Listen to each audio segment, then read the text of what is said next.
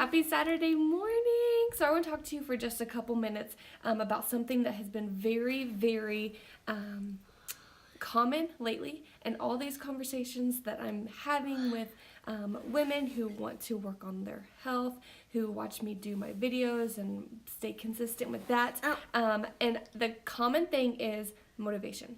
How do you find the motivation to start? How do you get motivated to go work out? Get motivated to, cook?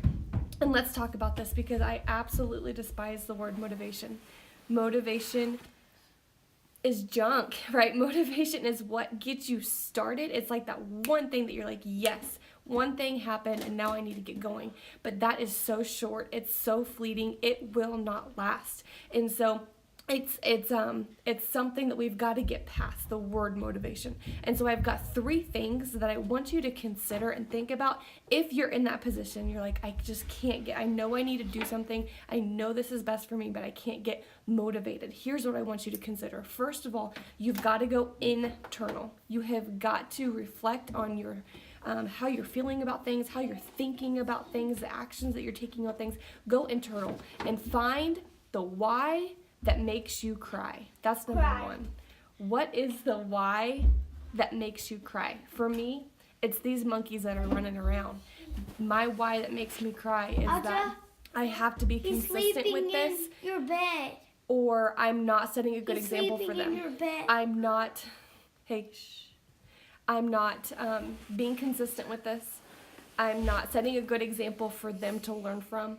I'm not feeling my best. My cup starts the day this full if I'm not taking care of myself. When I pour it out after the first meltdown at 8 a.m., what do I have left for the rest of the day, right? That's my why that makes me cry, okay? So you've got to find that. What is that? Like, what is that burning desire within? Why do you want to work on your marriage? Why do you want to start a fitness routine? Why do you want to do whatever, that why that makes you cry, okay?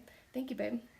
So then the second thing is, and this is straight from Mel Robbins. If you are wanting to do better at anything in life, Mel Robbins, go YouTube her right now. Okay. She talks very much on parenting yourself. And this struck me so, hey babe, gotta sit down. This struck me so much. When we are little kids, right, or if you've got littles around, we parent them. We tell them things that they need to do because it's good for them. We make them brush their teeth and clean their room because it's the right thing to do. We make them take a bath because it's the hygienic thing to do. But then at some point, we don't have those parents telling us what to do, right? So we have to learn how to parent. I see that. Look at this little bat girl. Look at that bat girl. Hey, so we have to, hold on. We have to parent ourselves. We have to tell ourselves, we need to do this because it's good for us. We need to take care of our bodies because it's good for us. And so at some point, you've got to realize that your feelings, I don't think what we feel is necessarily a choice. That's just going to happen. Like, we are always going to have the feelings. So I'm never going to feel like getting up at 5 a.m. ever. Okay? I'm never going to feel like, cooking the meal versus, hey, stop please. Stop it. Cooking the meal versus going to grab a pizza, okay? But our behavior and our thoughts are a choice. And so that goes back to the why that makes us cry, and parenting ourselves and making ourselves do the things that we don't want to do, okay? The last thing is, hey, these kind of wrap up, stop please. These kind of wrap up into 2 things. First of all, the if and then method. So if I get in a workout, then I will feel refreshed. I will have something that's just for me. If I don't get in a workout, this is me personally, in the mornings, if I don't get out of bed when my alarm goes off, then I start my day half full. I start my day grumpy. I carry on the rest of my day grumpy. I don't fully wake up until noon. That's what I figured about myself. You might have to experiment with things and figure that out as well.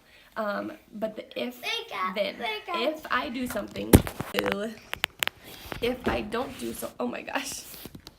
Okay, if I do something, if I don't do something, then what will happen, okay? And then the last thing is the 5-second rule. So when your brain, and there's a lot of science behind this. Again, Mel Robbins, go check her out. The 5-second rule. I'm almost done, okay? The 5-second rule. So when you are, this is an easy scenario. So your alarm goes off. The first thought is like, I don't want to do this, okay? But you count down from 5. 5, 4, 3, 2, 1. If you are counting down in your head, turn that back on, please. If you're counting down in your head, then that's the voice that's happening in your brain instead of your thoughts going to, I think I will just go ahead and hit snooze. I think I could get in the workout later. I could fit it in 20 minutes between this and that. I think it's not worth it. I just need an extra 30 minutes. That is going to be happening in your brain. But if you are louder than that, saying 5, 4, 3, 2, 1, boom, your actions, your body is going to respond and get up and do it. So those are the things that I really want to, okay, leave that alone, please. Thank you. To encourage you. First of all, find that, go inward to yourself. Find that why that makes you cry. What is way more important than where you're at right now. Yes. What is way more important than where you're at right now. And then you've got to start parenting yourself because nobody else is going to do it for you. Hello. The if-then method. If I do this, then this will happen, whether that's good or that's bad. And then the 5-second rule, counting down from 5. And this is anything. This can be applied to if you're painfully shy in social situations. Count down 5, 4, 3, 2, 1. Hey, how are you? How are you doing? My name is Crystal. What's your name? I mean, just like making yourself, instead of thinking about what's happening in the brain, counting down and just doing, applying some action. So I hope that's helpful. I hope you understand and take away from this that motivation lasts this long. Motivation is what gets you started, but everything else is what's going to keep you showing up. Have a great Saturday. Oh my gosh, yeah. Have a great Saturday. I hope this helps and go apply these things to your life.